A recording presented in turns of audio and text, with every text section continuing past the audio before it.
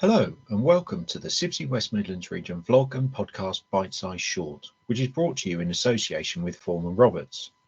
Today's episode is on data center and thought leadership by Dan Cottrell and is all about what you need to know, transients, arcs and root cause analysis.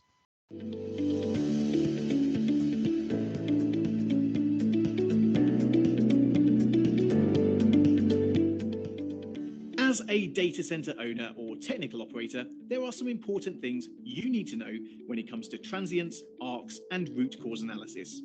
When some older data centers were originally designed, and indeed some more recent for that matter, some technical aspects may not have been fully considered.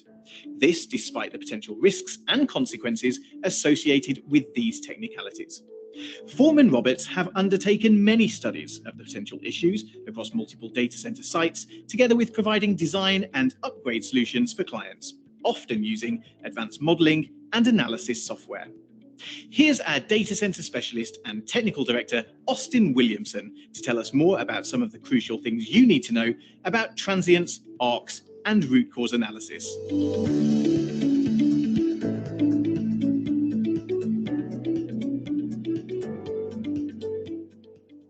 Many control systems have interdependencies that rely upon each other to ensure continued operation under a potential failover situation. It is important that should any element of a system fail, the system must continue to operate without disrupting business operations and any critical systems. Failure may be an individual device or subset control system not correctly respond to failure if that correct level of subset control contingency is not provisioned at the onset. Failure may cause unacceptable disruption to business operations, potentially causing catastrophic failure of that system or infrastructure it is supporting. Recognizing causes of system failure in existing or peer reviewing new systems may involve complex analysis requiring expert review to identify inherent deficiencies and any causal factors, including external detrimental influences.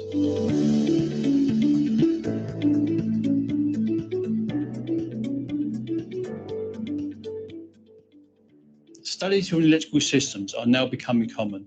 Although arc flash studies have been extensively used on power systems within the US, studies are now more commonly being carried out in the UK and across EMEA to mitigate electrical short circuit fault exposure to personnel and reduce arc flash plasma propagation and damage to electrical equipment.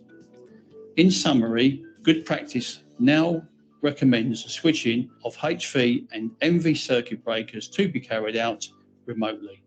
Undertaking arc flash evaluation on electrical network buses helps ensure that system coordination and protection schemes are correct and lowers instant energy levels within the system. Studies are carried out to determine where network protection may be improved, where system fault levels may be too low to afford appropriate disconnection of supplies during low instant energy levels, which may not be sufficient to protect network buses. Studies help in identifying risks associated with existing switchgear and the requirement for PPE for personnel required to work within the vicinity of live equipment. Many system studies require data gathering and expert review of existing documentation, including protection coordination and potential complex modeling.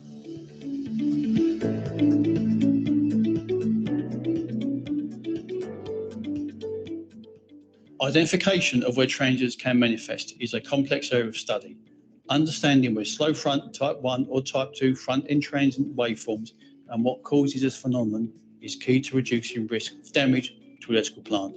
Transient conditions caused by electrical faults, atmospheric events, and HV and MV switching may propagate within the networks, potentially causing catastrophic failure or degradation of electrical equipment and cabling, which is sometimes overlooked.